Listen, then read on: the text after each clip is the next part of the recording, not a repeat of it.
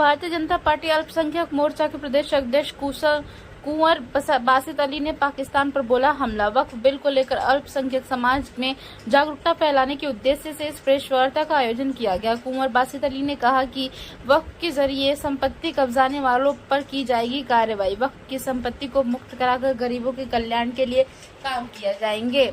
उन्होंने कांग्रेस, सपा और ओवैसी पर निशाना साधते हुए कहा कि इन लोगों ने गरीब लोगों को जो हक मारा है वह उन्हें वापस दिलाया जाएगा। पहलगाम हमले पर उन्होंने कहा कि पाकिस्तान को मुंह तोड़ जवाब दिया जाएगा। कुंवर बासित अली ने कहा कि पाकिस्तान से सभी तरह के संबंध विच्छेद कर लिए गए हैं। पाकिस्तानियों को वापस भेजा जा रहा है। सिंधु संधि को खत्म कर दिया गया है। इसके अलावा और भी कई कड़े फैसले लिए जा रहे हैं। आतंकियों पर ऐसी कार्रवाई की जाएगी जो नाजिर बनेगी।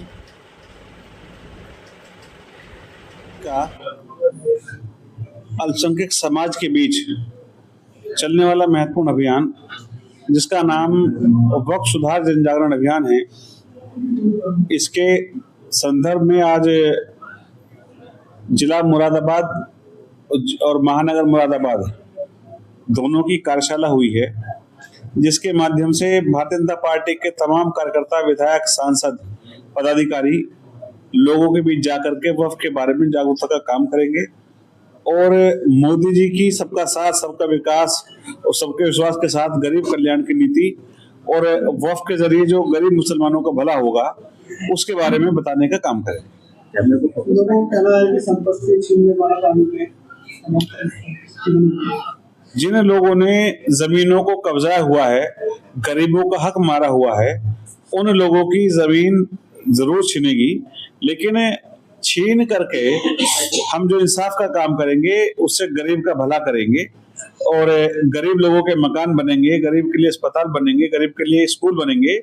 और जिस तरह से कांग्रेसी ओवैसी साहब और तमाम सपाइयों ने गरीबों का, यतीमों का, मिस्किनों का हक मारा हुआ है, उसको सही जगह पहुंचाने का काम करेंगे। जिन लोगों ने कब्जे कर रखे हैं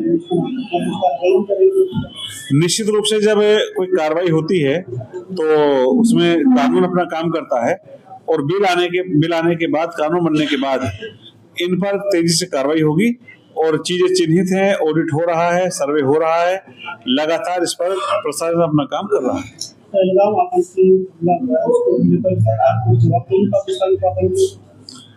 जवाब ऐसा मिलेगा कि जो उन्होंने दुस्साहस किया है उसका मुंहतोड़ जवाब मोदी जी देने का काम करेंगे।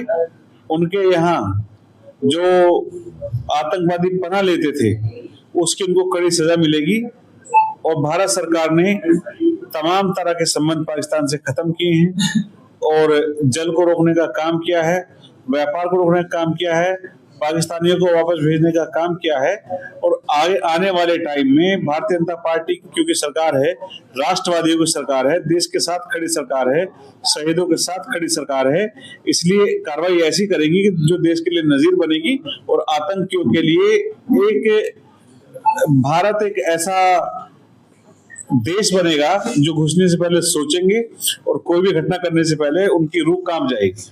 पाकिस्तान धमकी दे रहा है, देखिए, पाकिस्तान का काम शुरू से गिदड़ होगी देना रहा है, वो डरा हुआ है, लेकिन मोदी जी जो कार्रवाई करेंगे निश्चित रूप से उससे देश के हर देशवासी को गौरव मिलेगा, गौरव की अनुभूति होगी और बदला लिया जाएगा, ये आप यकीन रखिए। आतंकवादियों ने जो है के ऊपर जो हमला किया था, नाम पूछ करके हमला किया है, किस नजरिए से देखते हैं? देखिए, मेरा नजरिया ये है कि नाम पूछ करके मारना ये कहीं ना कहीं पाकिस्तान की साजिश, हमारे देश के अंदर जो अंदरूनी नफरत है उसको बढ़ावा देना और हिंदू और मुसलमान के बीच खाई बढ़े, इसको शायद वो बढ़ाना चाहते थे।